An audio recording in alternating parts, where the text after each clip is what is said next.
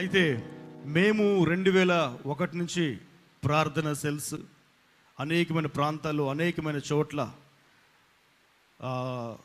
Maximum Hyderabad అంతా కూడా నడుచుకుంటూ వెళ్ళినే సువార్త ప్రకటించిన రోజులు ఉన్నాయి. నడుచుకుంటూ హైదరాబాద్ మొత్తం ప్రార్థన చేసిన రోజులు ఉన్నాయి. ప్రతి వీధి మట ప్రతి చోట. మరి ఈ సమయంలో మరి నేను మరి బ్రదర్కి ఇస్తున్నాను, మనల్ని దేవుని యొక్క మహిమలోనికి, ఆయన యొక్క సువార్త సేవలోనికి ఇంకా అనేకులు ఇక్కడ మరి ఉజ్జీవింపడాలి, అనేకులు సువార్త సేవకి ముందుకు రావాలి. హల్లెలూయా. మరి ఈ సమయం నేను ఆయనకి ఇస్తున్నాను. అందరు గట్టిగా చప్పట్లు కొడదాం.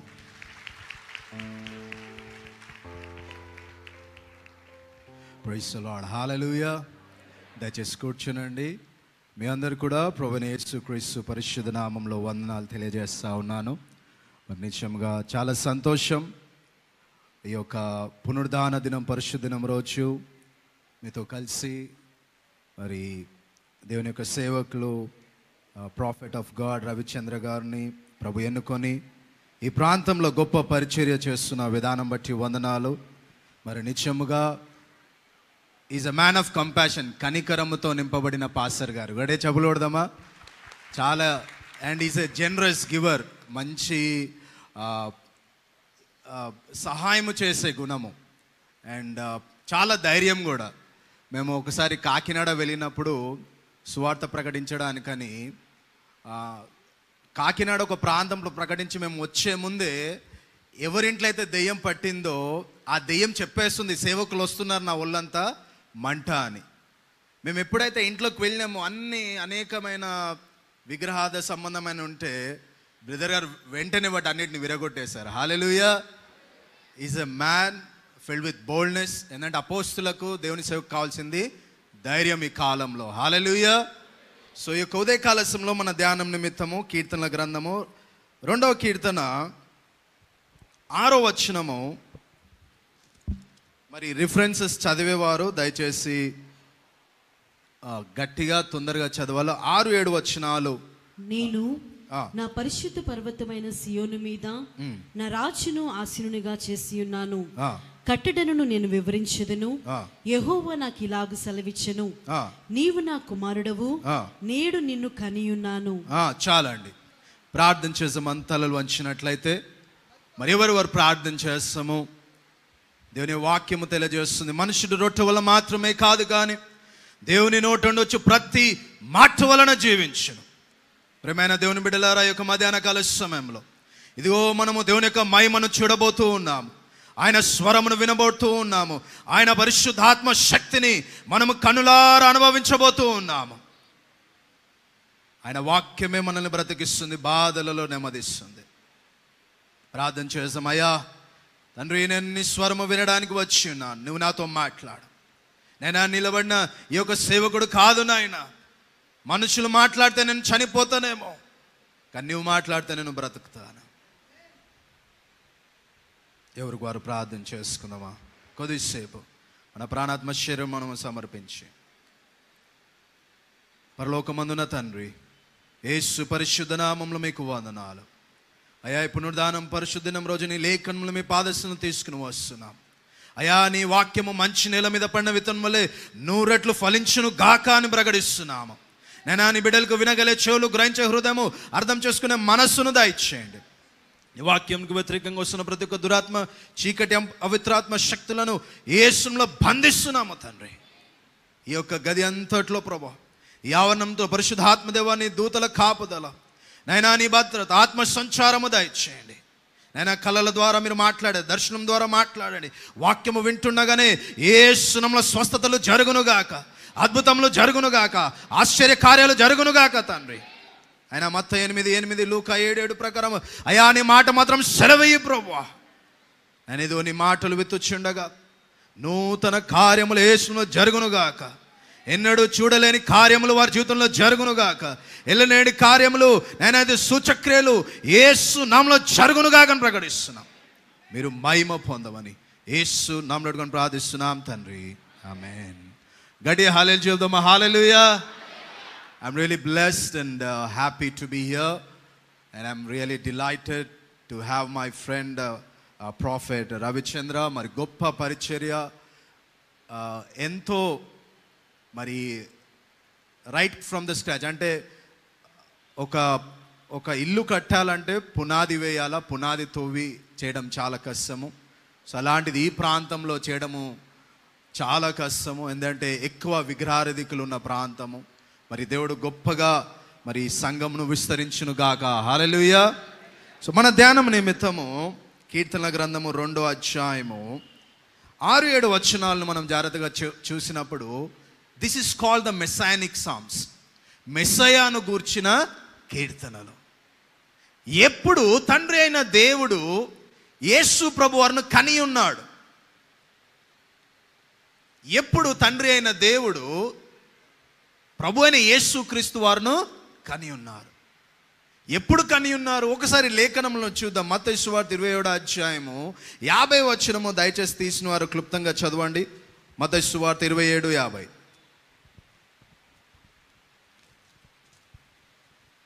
యేసు మరలా బిగ్గరగా కేక వేసి ప్రాణము విడిచెను. అప్పుడు దేవాలయపు తెర పైనుండి కింది వరకు రెండుగా చీలెను, భూమి వణికెను, బండలు బద్దలాయెను, సమాధులు తెరవబడెను, నిద్రించిన అనేక మంది పరిశుద్ధుల శరీరములు లేచెను. వారు సమాధుల నుండి బయటికి వచ్చి ఆయన లేచిన తరువాత పరిశుద్ధ పట్టణంలో ప్రవేశించి అనేకులకు అగుపడిరి. చాలండి ప్రియమైన దేవుని బిడ్డలారా, యేసు ప్రభు వారు గురువారము రాత్రి వేళ గెత్సెమనే తోటలో ప్రార్థన చేస్తూ ఉండగా సద్దుకైలు, శాస్త్రులు, పరిసయ్యులు, ప్రధాన యాజకుల చేత హింసించబడి 39 కొరడా దెబ్బలు, చేతులకు కాళ్ళకు మేకులు, తలకు ముళ్ళ కిరీటము, పక్కలో బల్లెపు పోటు, సుమారు 6 గంటలు, ఉదయం 9 నుంచి మధ్యాహ్నం వేళ 3 గంటల వరకు సిలువలో వేలాడి ఆయన బిగ్గరగా కేక వేసి ఏం చేశాడండి? ఆయన శరీర సంబంధముగా తన ప్రాణమును విడిచి ఉన్నాడు. నేను ఇప్పుడు చెప్పబోయే అంశములు మరి ఇంతవరకు కూడా ఏ సినిమాలో కూడా లేవు. మనం కరుణామయుడు చూసాం, దయామయుడు చూసాము, కానీ నిత్యముగా యేసు ప్రభువారు సిలువలో రక్తము కార్చడానికి, ప్రాణము పెట్టడానికి ఒక గొప్ప ఉద్దేశం ఉంది. ఈరోజు మనం ఈ ఉద్దేశంను తెలుసుకోవాలా. 1 యోహాను 3:8 ప్రకారము Jesus came to destroy the works of the devil. అపవాది యొక్క క్రియలను నాశనము చేయడానికి మనిషి కుమారుడు వచ్చినాడు. గట్టిగా చెప్పులు కొడదామా? హల్లెలూయా. అపవాదిని నాశనము చేయడానికి, అపవాది క్రియలను నాశనము చేయడానికి మనము ఎప్పుడు సిలువనే చూస్తూ ఉన్నామేమో, కానీ సిలువలో ఉన్న విజయమును మనం చూడాలి యొక్క ఉదయకాల సమయంలో. హల్లెలూయా. సిలువను చూసి ఏడుస్తూ ఉన్నామేమో, సిలువను చూసి దుఃఖపడుతూ ఉన్నామేమో. యెషయా ప్రవచన గ్రంథం 53వ అధ్యాయంలో సిలువను గూర్చిన శ్రమను గూర్చి ఉంటుంది. కీర్తన 22లో సిలువను గూర్చిన శ్రమను గూర్చి ఉండవచ్చు. మత్తయి సువార్త 27వ అధ్యాయం, మత్తయి సువార్త 13వ అధ్యాయంలో 14 అధ్యాయాలలో యేసు ప్రభు శ్రమను ఉండవచ్చు. కానీ ప్రియమైన దేవుని బిడ్డల, యేసు ప్రభు వారు ఏమన్నారు? యెరూషలేము కుమార్తెలారా, నా కోసం ఏడవకుడి, నీ కోసము, మీ పిల్లల కోసం. కాబట్టి యేసు ప్రభు వారు ఆయన శ్రమ పడి ఉన్నాడు. శ్రమలు ఆయన పొందిన దెబ్బల చేత మనకు స్వస్థత. ఆయన పక్కటెముకలు కూడా లెక్కింపై ఉన్నారంట వాళ్ళు. కానీ ప్రియమైన దేవుని బిడ్డలారా, ఈ పునరుద్ధాన దినం రోజు యేసు ప్రభువారు తన ప్రాణము విడిచిన వెంటనే ఎక్కడికి వెళ్ళాడు? మత్తయి సువార్త 12వ అధ్యాయం 38 నుంచి 40 వచనాలు మనం చదివినప్పుడు యోనా వలె యేసు ప్రభువారిని పరిశీలి వచ్చి ఆయనను శోధిస్తూ ఉన్నారు. మాకొక సూచన ఇయ్యవా, ఆకాశం నుంచి అగ్నిని తీసుకురావా, నువ్వు అద్భుతములు చేయి, సూచక్రియలు చేయి అంటూ ఉన్నారు. నువ్వు నీళ్ళ మీద అన్నాడు, అనేక విధంగా యేసు ప్రభువుని శోధిస్తూ ఉన్నారు. కానీ యేసు ప్రభు ఒక మాట అంటున్నాడు, ఒకటే ఒక సూచన, యోనాని గుర్చిన సూచన. యోనా ఏ విధంగా అయితే చేప గర్భంలో 3 రాత్రులు 3 పగళ్ళు ఉన్నాడో, అదే విధంగా ఇదిగో మనుష్య కుమారుడు ఉంటా అన్నారు. అప్పుడు ఎవరికి అర్థం కాలేదు. వారు పరిసయ్యులు, సద్దుకైలు, శాస్త్రులు ధర్మశాస్త్రమును, తోరాను వారు లెక్కబెట్టిన వారు. ఎన్ని అంకెలు ఉన్నాయి, ఎన్ని అక్షరాలు ఉన్నాయి, ఎన్ని పదాలు ఉన్నాయని తెలిసిన వారు. కానీ వారు రక్షకుని గురించిన జ్ఞానము లేక ఉండి ఉన్నారు. ప్రియమైన దేవుని బిడ్డలారా, ఎప్పుడైతే యేసు ప్రభు మాట చెప్పినారో వాళ్ళు ఎవరికి అర్థం కాలేదు. కానీ యేసు ప్రభు వారు ఎప్పుడైతే శుక్రవారము దినమున ఆయన ప్రాణము విడిచి ఉన్నాడో, ఆయన ఎక్కడికి వెళ్ళినాడు అండి? చదవండి, ఎఫెసీయులకు రాసిన పత్రిక 4వ అధ్యాయము 9 నుంచి చదవండి దయచేసి.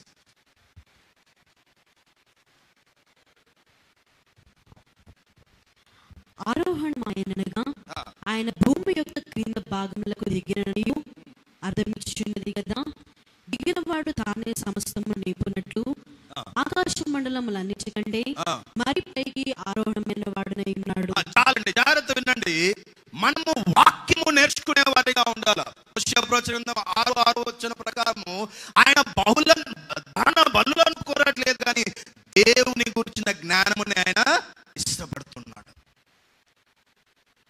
ఆయన మన యొక్క బలులను కోరట్లేదు, ఆయన మనకు ఆస్తిపాస్తులు అడగట్లేదు.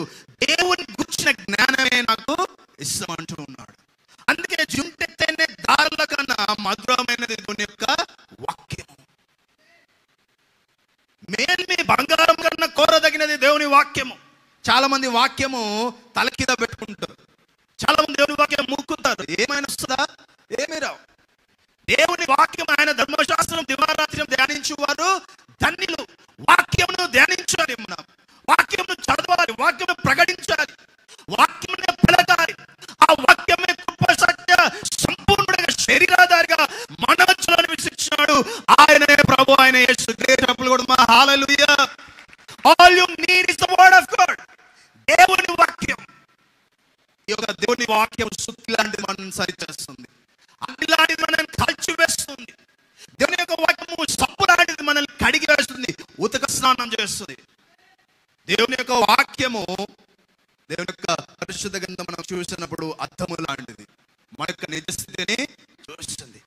నువ్వు ఎంతగా వాక్యము చదువుతున్నావు, ఎంతగా ధ్యానం చేస్తూ ఉన్నావు, వాక్యంలోనే నీ జీవితం ఉంది. జాగ్రత్త. వాక్యమే నీ భవిష్యత్తు. పాస్టర్ గారు చేయి పెట్టాలా, కాలు పెట్టాలా, ఇది కాదండి. నీకేం కావాలి ఈ యొక్క మధ్యాహ్న కాలశంలో? వాక్యము. ఆ వాక్యము ఎవరంటే యేసు ప్రభు. ఈ క్యాలెండర్లో ఉన్న వాక్యం ఒకరోజు చదివి పక్కకి వెళ్ళిపోతారు కాదు, వాట్సాప్లో ఉన్న వాక్యం చదివి వెళ్ళిపోతారు కాదు. ఆయన ధర్మశాస్త్రమును నువ్వు ఎప్పుడైతే వింటావో దాన్ని ధ్యానం చేస్తూ ఉండాలి. You need to meditate. Meditate అంటే నెమరవేయడం.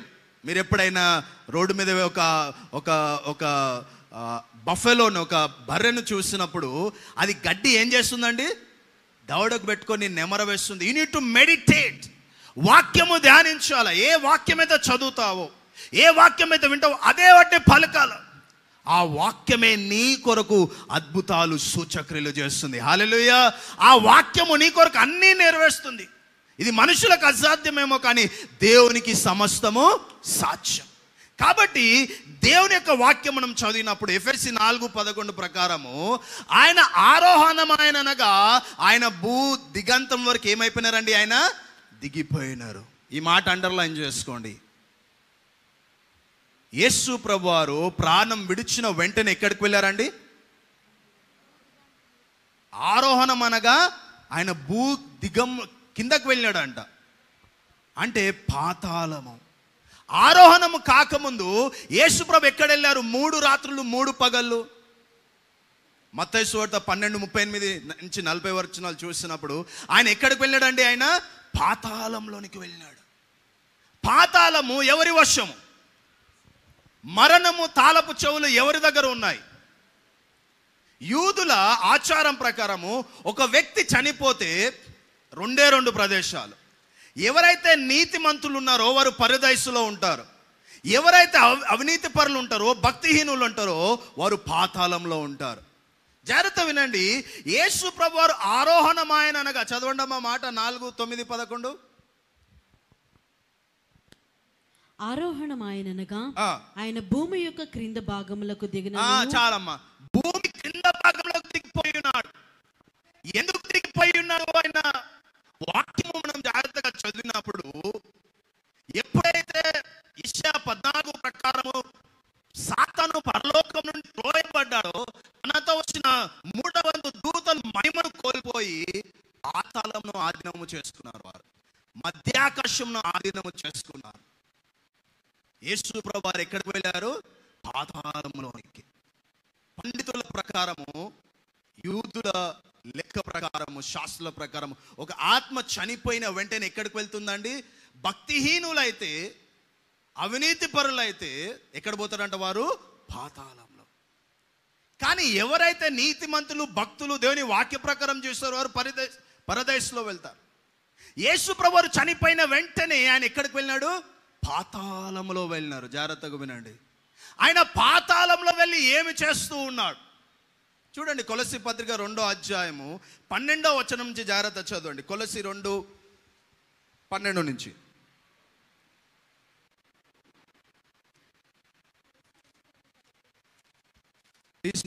చదువుతారమ్మా.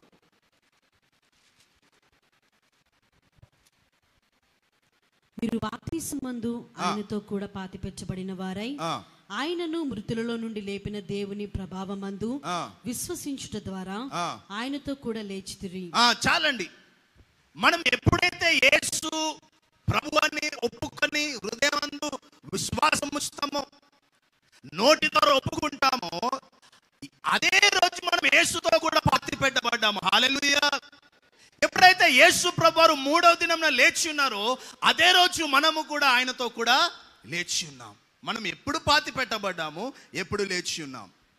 ఎప్పుడు యేసు ప్రభువారు ఆయన సమాధిలో వెళ్ళి ఉన్నారో ఆ రోజే మనం కూడా పాత జీతం సమాధి చేయబడేది. యేసు ప్రభువారు ఎప్పుడైతే 3వ దినాన లేపబడి ఉన్నారో అదే దినం మనం కూడా లేపబడ్డాం. సో యేసుతో కూడా మనం పాతి పెట్టబడ్డం, యేసుతో కూడా లేపబడ్డం. ఇదే మన విశ్వాసం. ఇంకా చదవడం కింద మాట. మరియు అపరాధముల వలనను శరీరమందు సున్నతి పొందకపోవడం వలనను మీరు మృతులై ఉండగా దేవుడు వ్రాతపూర్వకమైన ఆజ్ఞల వలన మన మీద రుణముగాను మనకు విరోధముగాను ఉండిన పత్రమును మేకులతో సిలువకు కొట్టి. జాగ్రత్త వినాల. యేసు ప్రభువారు దేన్ని మేకులతో కొట్టి ఉన్నాడు అండి? ఆయన ధర్మశాస్త్రమును దేనికి కొట్టినాడండి? సిలువకు కొట్టిండు. గడియ చెప్పులు కొడదామా? హల్లెలూయా. నీ మీద ఏలుచున్న పాపమును, ధర్మశాస్త్రమును, ఆ పత్రమును ఏం చేసినాడంటే యేసు ప్రభువారు మేకులకు కొట్టినాడు. ఇంకా దాని మీద చేవ్రాతను తుడిచివేసి మనకు అడ్డము లేకుండా దానిని ఎత్తివేసి, మనకు అడ్డము లేకుండా ఎత్తివేసి మన అపరాధములన్నిటిని క్షమించి, మన అపరాధములన్నిటిని క్షమించి ఆయనతో కూడా మిమ్మును జీవింపచేసి, ఆయనతో కూడా మనల్ని జీవింపచేసి, ఆయన ప్రధానులను అధికారులను, ఈ మాట జాగ్రత్తనండి, ఆయన ప్రధానులను అధికారులను నిరాయుధులుగా చేసి సిలువ చేత విజయోత్సాహముతో వారిని పట్టి తెచ్చి బాహాటముగా వేడుక కనపరచను. గట్టిగా చెప్పులు కొడదామా? హల్లెలూయా. ఇప్పుడు నేను ఒక సినిమా చెప్తాను మీకు, జాగ్రత్త వినండి. This is called the victory of Jesus. యేసు యొక్క విజయము. యేసు ప్రభువారు గురువారం, శుక్రవారం ఎంతో శ్రమ పడ్డారు శారీరకంగా. కానీ ఎప్పుడైతే ఆయన ఆత్మ విడిచిన వెంటనే ఎక్కడికి వెళ్ళాడంటే ఆయన పాతాళంలోకి, ఆయన భూ కింద భాగంలో వెళ్ళినాడు. అక్కడ వెళ్ళి మొట్టమొదటిగా మన మీద అధికారము చేస్తున్న పత్రమును, పాపమును, ధర్మశాస్త్రమును ఆయన ఏం చేసినాడండి? సిలువ కొట్టి ఉన్నాడు. రెండవదిగా ఏం చేస్తూ ఉన్నాడు?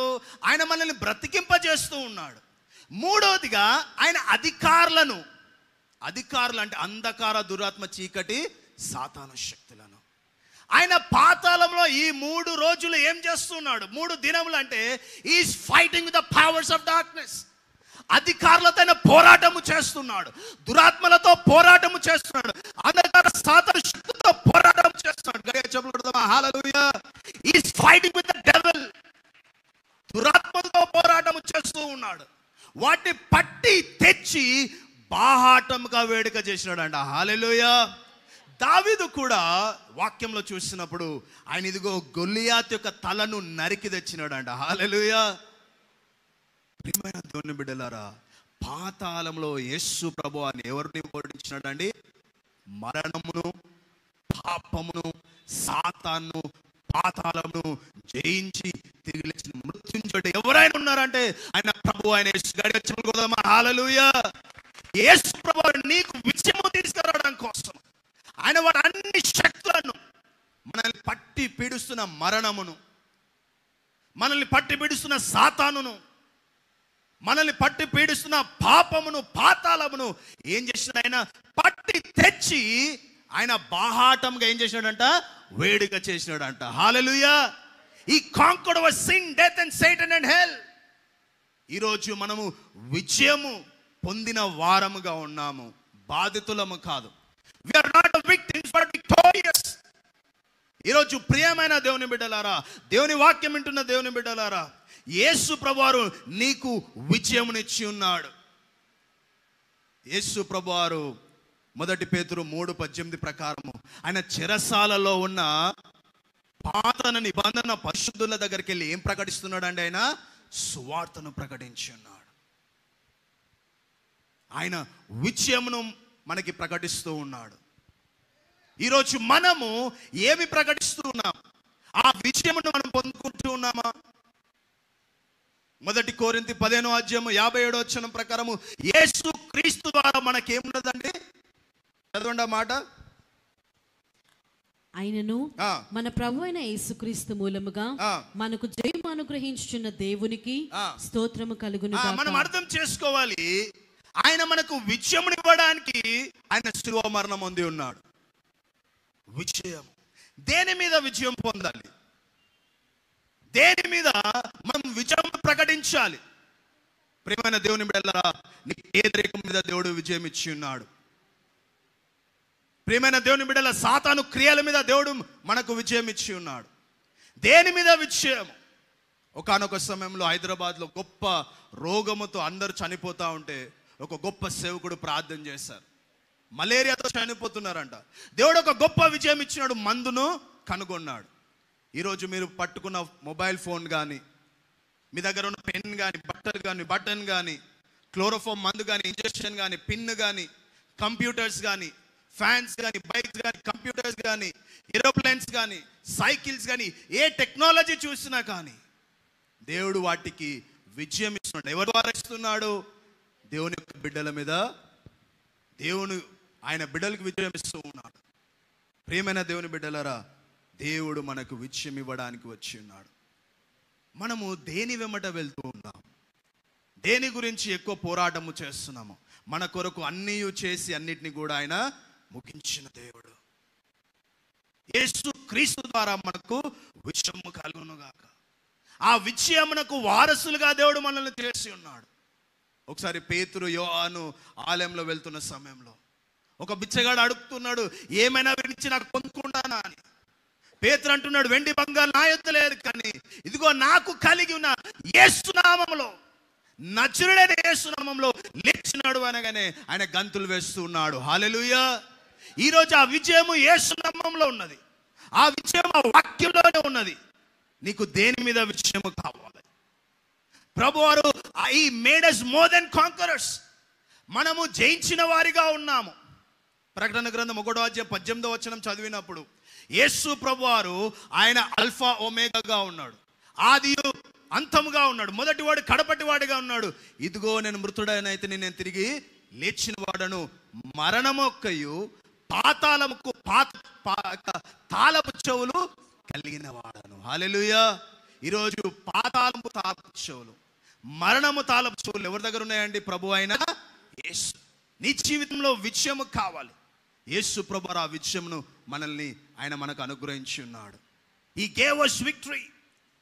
ఆ విజయమునకు వారసులుగా మనల్ని చేసి ఉన్నాడు. మనము దేని మీద వెళ్తా ఉన్నాం? నీకున్న అనారోగ్యాల, నీకున్న అప్పు బాధల, ఇవన్నీ చాలా టెంపరరీ. రోమా 8:18 ప్రకారము ఇవన్నీ కూడా దేవుని ఎదుట ఏమి కావంట.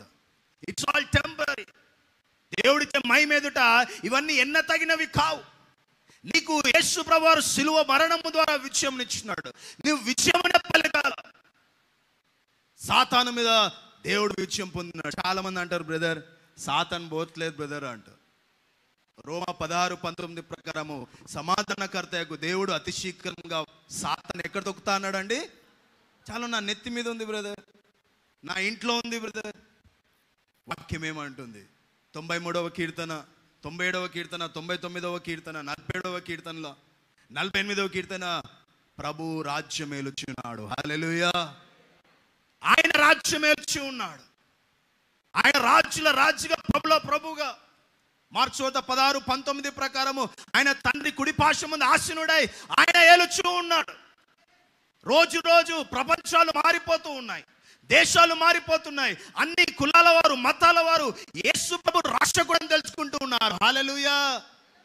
ప్రియమైన దేవుని బిడ్డలారా, కొన్ని మనము నిరీక్షణ ఒకటే, ఇదిగో రానున్న దినంలో భూమి అంతా ఆయన మహిమతో నింపబడును గాక. హల్లెలూయా. ఆయన జ్ఞానముతో నింపబడిన గాక. రక్షణ పొందిన, బాప్తిసం పొందిన వాళ్ళు మనకి ప్రధానులుగా, ఆయన రాష్ట్రపతులుగా, ముఖ్యమంత్రులుగా వచ్చుదురు గాక. హల్లెలూయా. ఈరోజు ఈ సంఘం గురించి నేను చెప్తూ ఉన్నాను. ఎప్పుడైతే యేసు ప్రభు వారు విజయమును పొంది ఉన్నారో, ఆయన ఎక్కడ వెళ్ళి కూర్చున్నాడండి? తండ్రి కుడి పార్శ్వమందు. ఆయన రాజుగా, ప్రభుల ప్రభు ఆయన పరిపాలన చేస్తూ ఉన్నాడు. యెషయా ప్రవచనం 9:6 ప్రకారము రాజ్యభారం యేసు ప్రభు మీద ఉన్నది.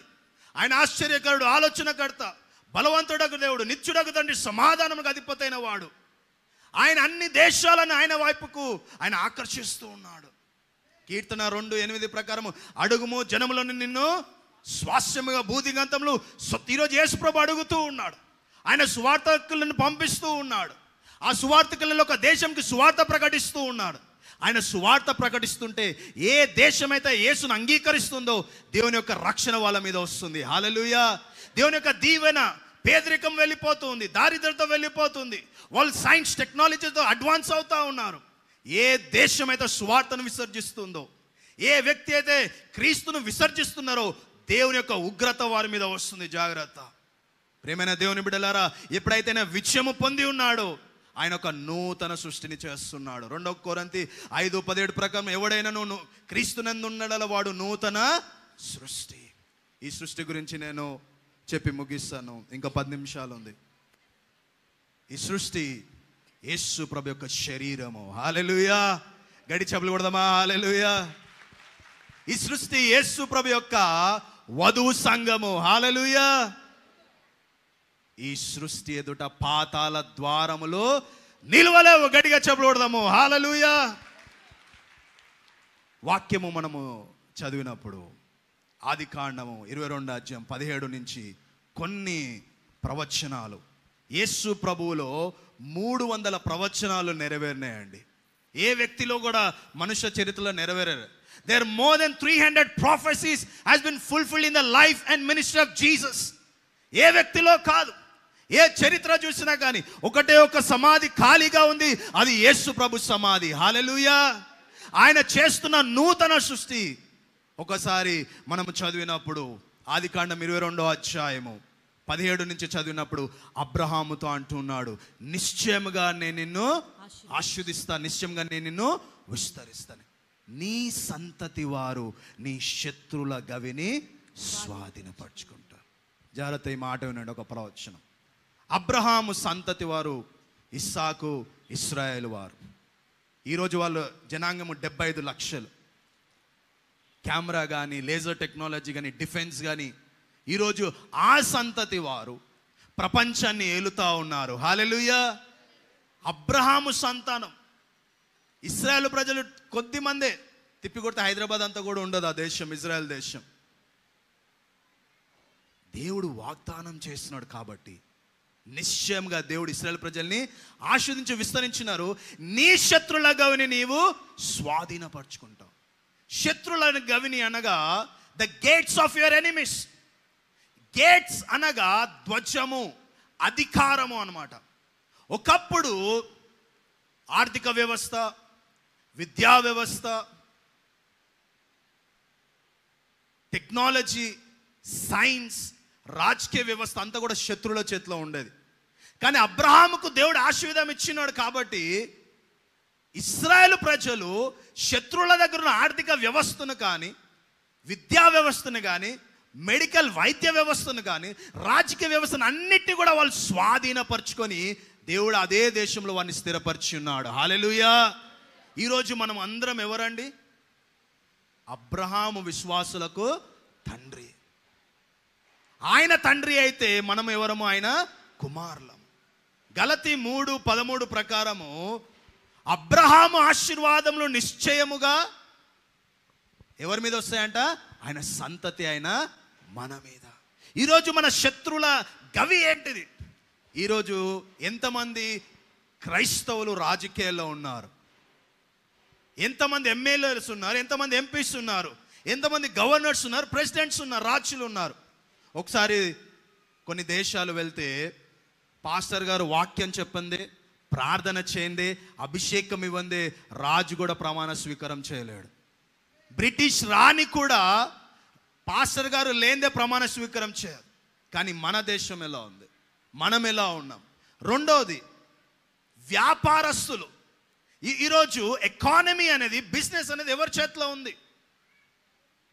దేవుడు అంటూ ఉన్నాడు, ఈ మాట జాగ్రత్త వినండి, మత్తయి సువార్త 16:16 నుంచి, నీవు పేతురువు, ఈ బండ మీద నా సంఘమును కడతాను. అది బాప్టిస్టు సంఘము కాదు, పెంతెకోస్తు సంఘము కాదు, బ్రదరన్ సంఘము కాదు, మెనోనైట్ సంఘం కాదు, నీ సంఘం కాదు, నా సంఘం కాదు, మీ డాడీ సంఘం కూడా కాదు. ఎవరి సంఘం అండి?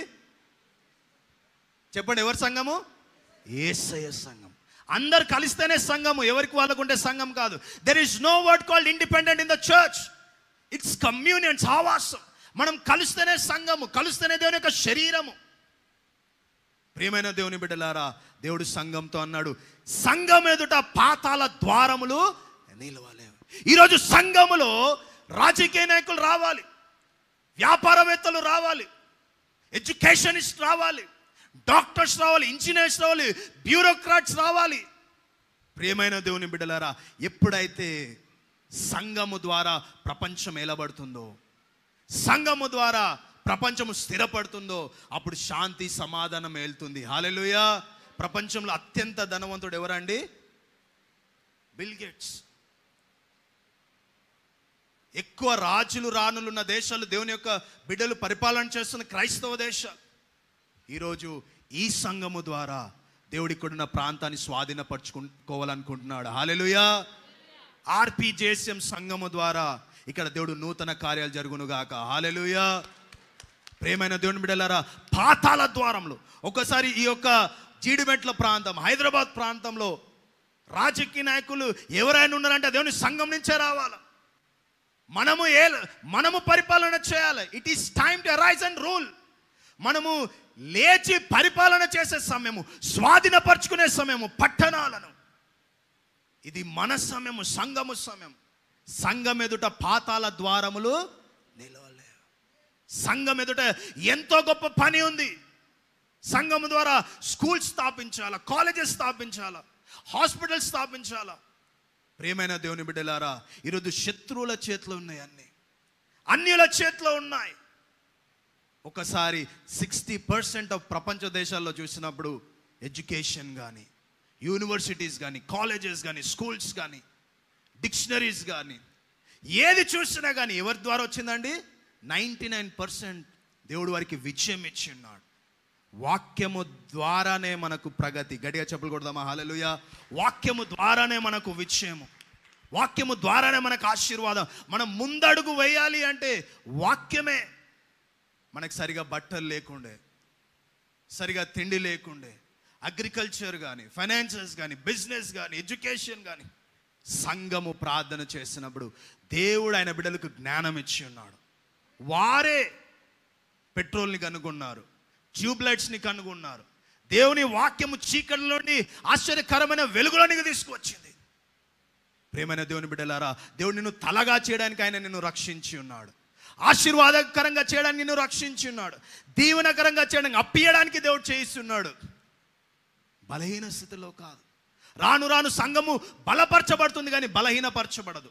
రాను రాను సంఘము మహిమలో నుండి అత్యధిక మహిమలోనికి వెళ్తుంది. హల్లెలూయా.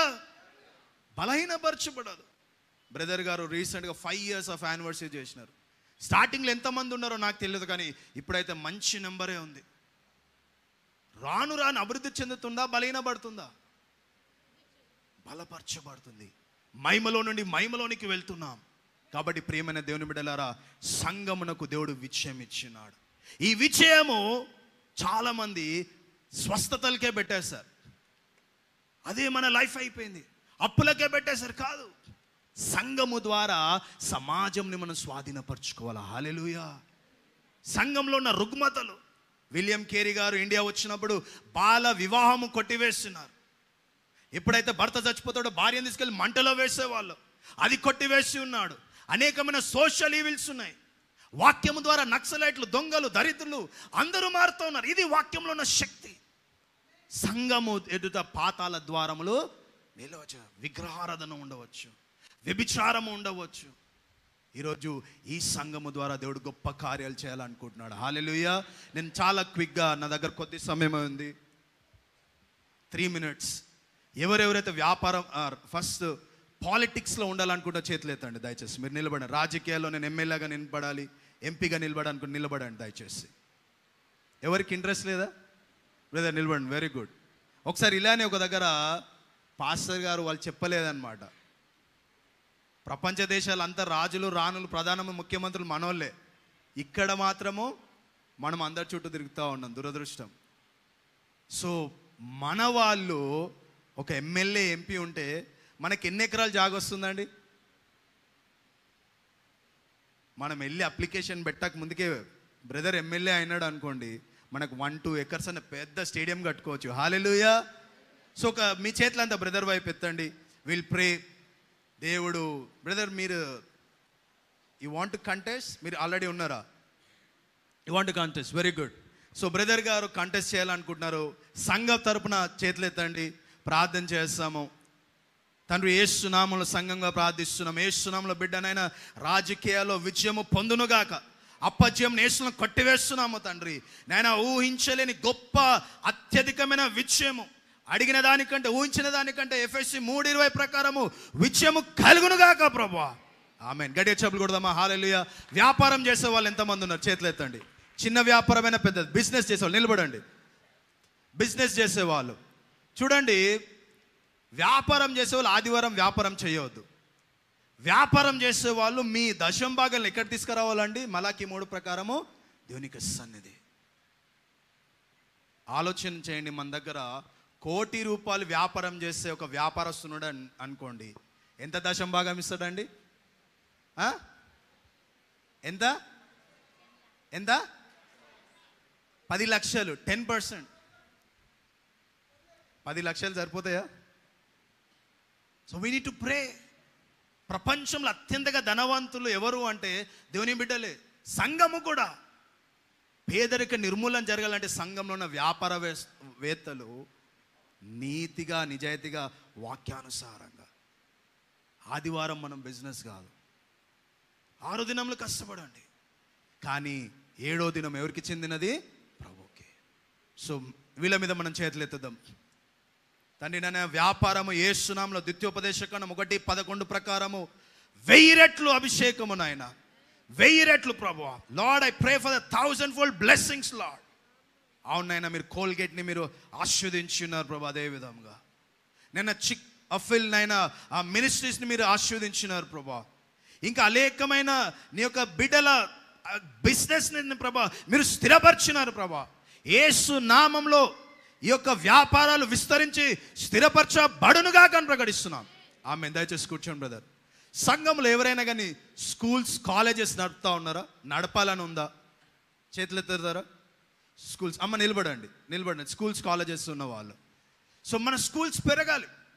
స్కూల్స్ ద్వారా, కాలేజెస్ ద్వారా, ఎడ్యుకేషన్ ద్వారా దేవుని యొక్క సువార్తను మనము ముందు ప్రార్థన చేస్తాం. అంతల్లో వాళ్ళు మీ చేతులు వాళ్ళ వైపు ఎత్తండి. సంఘంగా ప్రార్థన చేస్తున్నప్పుడు దేవుడు గొప్ప కార్యములు చేస్తున్నాడు. తండ్రి యేసు నామములో నేను ఇదిగో ప్రభు నిలబడిన ఈ ఎడ్యుకేషనిస్ట్ కోసం ప్రార్థిస్తున్నాం.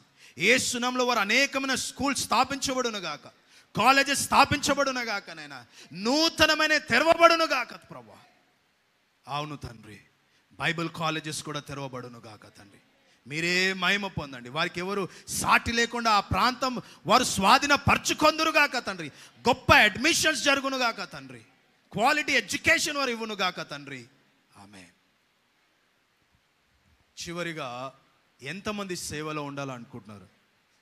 అన్నిటికన్నా శ్రేష్టమైన పని ఏంటిదండి? యవ్వనంలో ఆయన కాడి మోయుట.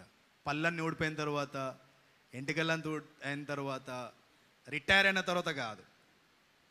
పిల్లల్ని ఇంజనీర్స్ చదివి ఉండవచ్చు, డాక్టర్స్ చదివి ఉండవచ్చు. The greatest service that we can do is the service of God. Billy Graham గారు గొప్ప సువార్థికుడు.